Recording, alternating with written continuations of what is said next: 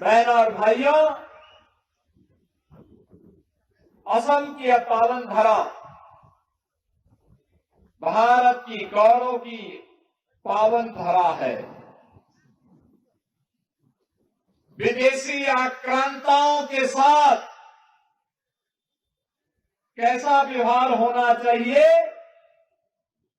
अहोम राजवंश के द्वारा इसी भूमि से 600 वर्ष पहले लचित बोरफुकन के नेतृत्व में अदम्य साहस का परिचय देते हुए जो शौर्य और पराक्रम दिखा करके इस पावन धरा को विदेशी आक्रांताओं से मुक्त करते हुए, उन्हें दूर दूषित करते हुए भारत के गौरव और सम्मान की रक्षा इस पावन धरा के वीर योद्धाओं ने किया है।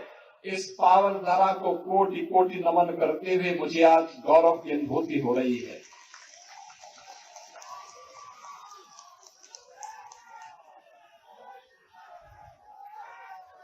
एक और मां कामाख्या का आशीर्वाद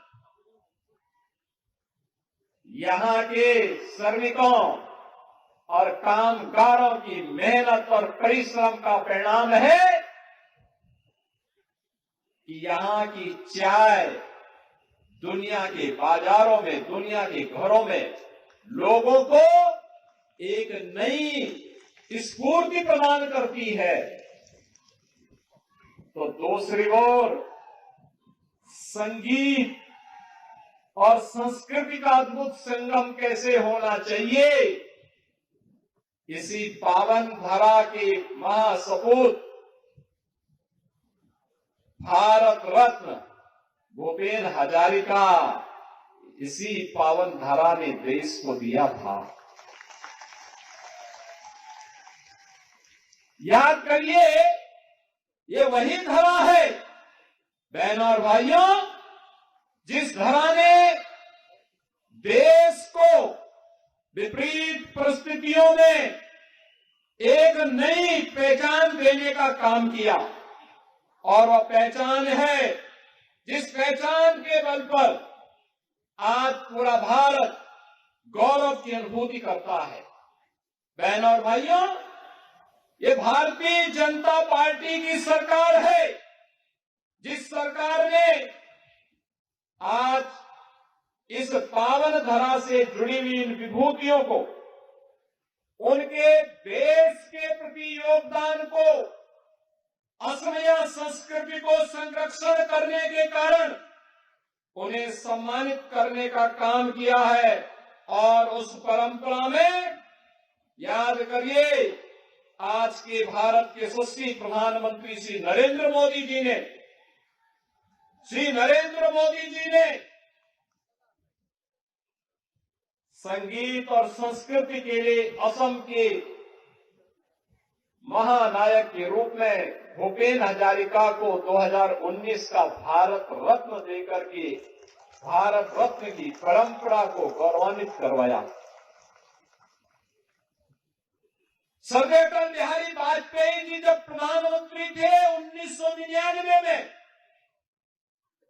उन्होंने इसी पावन धरा के महान सपूत श्री गोपीनाथ बोरदोलोई को भी भारत रत्न देकर के सम्मानित करने का काम किया था। वैष्णव परंपरा में श्रीमंत शंकर देव की परंपरा हो या माधव देव की परंपरा, ये असम ने ही उसे देश और दुनिया तक पहुंचाने में अपना योगदान किया। जो धरा संगीत और संस्कृति की, अन्नदाता किसानों के संरक्षण की भूमि रही हो, जिसने विदेशी आक्रांताओं को दूर दूषित किया हो, उस पावन धरा के सामने कांग्रेस ने यूडीएफ के साथ मिलकर के पहचान का संकट खड़ा किया। ये पहचान का संकट किसी एक क्षेत्र में नहीं था, असमिया जाति के सामने, यहां की माटी के सामने, यहां की बेटी के सामने ये पहचान का संकट किसी ने खड़ा किया था, ये कांग्रेस और यूडीएफ का अघोषित समझौते के कारण हुआ था। तुष्टीकरण की नीति पर चल करके इन्होंने असमिया पहचान को पूरी तरह समाप्त करने का कुत्सित प्रयास किया। इन्होंने यहां की माटी के साथ घुसपैठियों को घुसा करके असम के सामने पहचान का संकट खड़ा किया। शासन की, असम के नागरिकों की, असम की बहनों की, असम के नौजवानों के हक पर घुसपैठियों के माध्यम से डकैती डलवाने का काम किया। बेटी के माध्यम से असमिया संस्कृति को इन्होंने पूरी तरह समाप्त करने की साजिश रची। लेकिन जब प्रधानमंत्री मोदी जी के नेतृत्व में दिल्ली में सरकार बनी, असम के अंदर डबल इंजन की सरकार आई, पहले श्री सर्बानंद सोनोवाल जी के नेतृत्व में और फिर आज के लोकप्रिय मुख्यमंत्री श्री हेमंत बिस्व शर्मा जी के नेतृत्व में जब यहां पर फिर से सरकार बनी, तो बहनों और भाइयों, अब असम चाय की स्फूर्ति के साथ साथ चिप उत्पादन करने का भी एक नया केंद्र बन गया है। अब डबल इंजन की ये सरकार असम के पहचान को तो संरक्षित कर ही रही है। असमिया संगीत, असमिया संस्कृति, असमिया से जुड़े हुए महापुरुष, उनके नायक, महानायक, योद्धा, इन सबको तो सम्मान मिल ही रहा है। अब असम में विकास और विरासत का एक अद्भुत समन्वय देखने को मिल रहा है। याद करिए, मां कामाख्या का कॉरिडोर का निर्माण हो रहा है, श्रीमंत शंकर देव का कॉरिडोर और वहां की भूमि के संरक्षण का कार्य नए सिरे से प्रारंभ हुआ है। गरीबों को मिलने वाली योजना का लाभ बिना भेदभाव के उन तक पहुंचेगा। डबल इंजन सरकार ने 10 वर्ष के अंदर वह करके दिखाया है। पहले यहां के गरीब का राशन विदेशी घुसपैठिए खा जाते थे। आज असम के हर नागरिक को राशन की सुविधा का लाभ मोदी जी के नेतृत्व में और हेमंत बिस्व शर्मा जी के नेतृत्व में प्राप्त हो रहा है। उज्ज्वला योजना में रसोई गैस का सिलेंडर मिल रहा है। प्रधानमंत्री आयुष्मान भारत की स्कीम के तहत हर गरीब को 5 लाख रुपए का स्वास्थ्य की सुविधा उपलब्ध करवाने का कार्य हो रहा है। प्रधानमंत्री आवास योजना में आवास है तो नौजवानों के लिए रोजगार और नौकरी की सुविधा भी है। यहां पर अब चाय बागान में कार्य करने वाली बहनों के लिए, वहां पर कार्य करने वाले कारीगर और नौजवानों के लिए भी एक स्पेशल पैकेज की व्यवस्था है। असम के लोगों को सुविधा मिलेगी, उनका संरक्षण होगा, लेकिन एक एक घुसपैठी को निकाल बाहर करेंगे। यह भी डबल इंजन सरकार का एक संकल्प है। बहनों और भाइयों, कांग्रेस घुसपैठ कराती थी, बीजेपी घुसपैठियों को निकाल बाहर करती है। कांग्रेस दंगा करवाती थी, आज दंगा मुक्त और कर्फ्यू मुक्त असम के निर्माण के लिए डबल इंजन की भाजपा की सरकार पूरी प्रतिबद्धता के साथ कार्य कर रही है। बहनों और भाइयों, जहां भी भाजपा की सरकार आई है, ऐसे ही शांति, सुरक्षा और समृद्धि आई है। पहले उत्तर प्रदेश में हर दूसरे तीसरे दिन एक बड़ा दंगा होता था। कर्फ्यू लगता था, महीनों महीनों कर्फ्यू लगता था। उत्तर प्रदेश की आबादी आज 25 करोड़, 25 करोड़ आबादी में पिछले 9 वर्ष में नो कर्फ्यू, नो दंगा, यूपी में सब चंगा।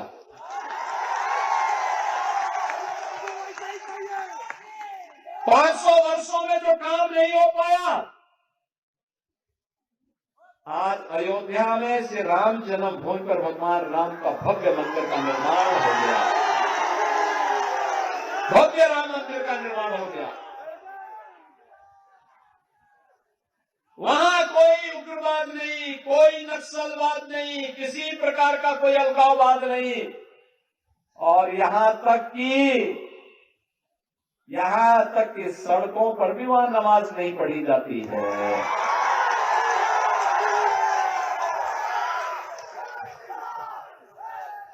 नहीं पढ़ी जाती है। ये भाजपा की डबल इंजन सरकार लैंड जिहाद और लव जिहाद का भी पूरी तरह सफाया करने के लिए कृत संकल्पित है। ये केवल और केवल इसकी गारंटी बीजेपी और एनडीए दे सकती है, कांग्रेस नहीं दे सकती, यूडीएफ नहीं दे सकती, क्योंकि इनको तो घुसपैठियों का वोट चाहिए, देश की कीमत पर वोट चाहिए। नौजवानों के सामने पहचान का संकट खड़ा करके ये लोग देश की सुरक्षा का सेंध लगाने वाले लोग हैं। अफवाह पैदा करके लोगों को गुमराह करने वाले लोग हैं। मोदी जी के नेतृत्व में जो कहा और करके दिखाया। याद करिए, मोदी जी जितनी बार पूर्वोत्तर के भारत में आए हैं, कांग्रेस के 60 वर्ष में, कांग्रेस के शासनकाल में कोई प्रधानमंत्री इतनी बार नहीं आया होगा। मोदी जी ने पूर्वोत्तर भारत की 78 यात्राएं की हैं अपने 11 वर्ष के कार्यकाल में। अकेले असम की 36 यात्रा की है। तब यहां सुरक्षा, शांति और सुशासन का माहौल खड़ा हुआ है। कनेक्टिविटी जो 60 वर्ष में कांग्रेस नहीं कर पाई, रोड की कनेक्टिविटी 4 लेन एंड 6 लेन की हाईवे के साथ, रेल की कनेक्टिविटी पूर्वोत्तर के हर राज्य तक, एयर कनेक्टिविटी देश के अंदर हर जगह जाने के लिए, और इनलैंड वाटरवे की भी कनेक्टिविटी। 4 प्रकार की कनेक्टिविटी अकेले आपके असम के अंदर आज देखने को मिलती है। रोड की कनेक्टिविटी हो, रेलवे की कनेक्टिविटी हो, एयर की कनेक्टिविटी हो, या फिर इनलैंड वाटरवे की कनेक्टिविटी। ये डबल इंजन की सरकार का मोदी जी के नेतृत्व में किया गया कार्य है, जो आज असम को एक नई पहचान दिला रहा है। याद करिए, पहले मेडिकल कॉलेज नहीं थे, इंजीनियरिंग कॉलेज नहीं थे।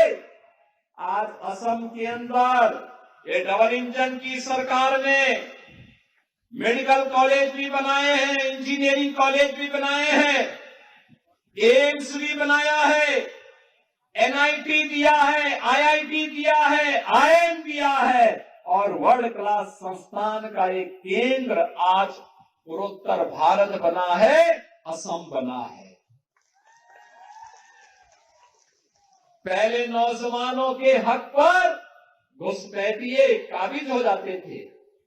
असम के लोगों का राशन घुसपैठिए डकार जाते थे, और अब हर असम के नागरिक को उसका हक प्राप्त कराने की गारंटी मोदी जी के नेतृत्व में डबल इंजन की सरकार ले रही है।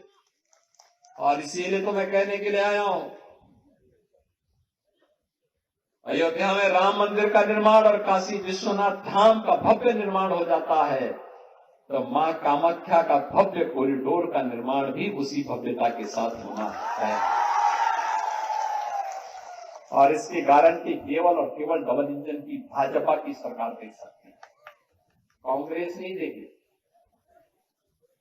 इन नौजवानों को रोजगार की गारंटी और इन बहनों को सुरक्षा की गारंटी और स्वावलंबन की गारंटी केवल भारतीय जनता पार्टी की डबल इंजन सरकार दे सकती है।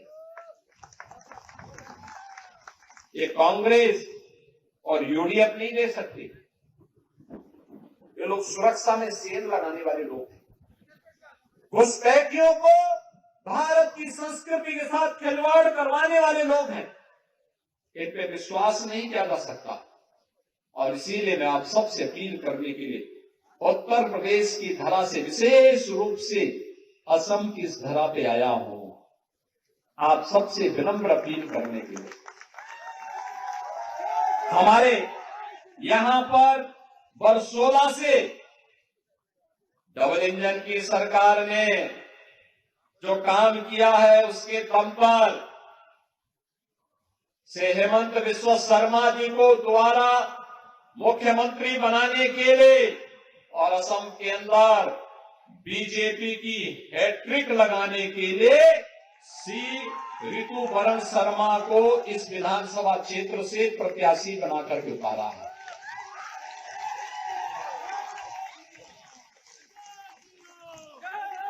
ऋतुपर्ण शर्मा का समर्थन देने के लिए श्री गणेश कुमार लिंबू हमारे जो वर्तमान प्रेजेंट विधायक हैं ये भी यहां पर उपस्थित हैं।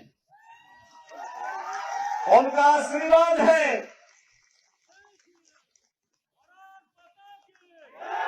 श्रीमती मधुस्मिता डेका हजारिका भी यहां पर आई हैं समर्थन देने के लिए और नेतृत्व देने के लिए। हमारे सांसद रणजीत दत्ता जी का आशीर्वाद तो पहले से है। आपका आशीर्वाद मिलेगा। दोनों हाथ ला करके बोलो, दोनों हाथ ला करके आशीर्वाद मिलेगा ना। विकसित भारत और विकसित असम के लिए डबल इंजन की सरकार आवश्यक है और विकसित होगा तब जब बरसोला में भी डबल इंजन की सरकार चलती हुई दिखाई देनी चाहिए। इसको चलाने की तैयारी है ना। सुरक्षा और सुशासन और सेवा की गारंटी तो ये हमारे रणजीत दत्ता जी, ऋतुपर्ण शर्मा जी, गणेश कुमार लिंबू जी ये सब लोग ले लेंगे। आपका काम तो इनको मजबूती देना है, कमल खिलाना है। उसी कमल में मां कामाख्या का आशीर्वाद इनको प्राप्त होगा और मां लक्ष्मी समृद्धि लाने का काम कर देगी। ये सब करवाएंगे ना। दोनों हाथ ला करके आशीर्वाद दीजिए। दोनों हाथ ला करके जहां तक आवाज जा रही है आप सबका आशीर्वाद यहां से श्री ऋतुपर्ण शर्मा को भारी बहुमत से विजयी बना करके असम के अंदर तीसरी बार डबल इंजन की भाजपा की सरकार लाने में मदद करेगी। और बहनों और भाइयों, डबल इंजन की सरकार आपको सुरक्षा की गारंटी देगी, नौजवानों को नौकरी और रोजगार की गारंटी देगी, बहनों को स्वावलंबन और सुरक्षा की गारंटी देगी, असम को सुशासन और असम को समृद्धि के नए सोपान तक पहुंचाने के साथ ही विकसित असम की परिकल्पना को साकार करने में अपना योगदान देगी। और इसी के लिए आप सबका अपील करने के लिए मैं विशेष रूप से आया हूं। आप सभी लोग 9 अप्रैल को भारी बहुमत से कमल चुनाव चिन्ह पर श्री ऋतुपर्ण शर्मा को भारी बहुमत से विजयी बनाने में अपना योगदान दें। सभी लोग देंगे? सभी लोग देंगे ना? तो मेरे साथ बोलेंगे, भारत माता की, भारत माता की, भारत माता की जय श्री राम, जय जय श्री राम।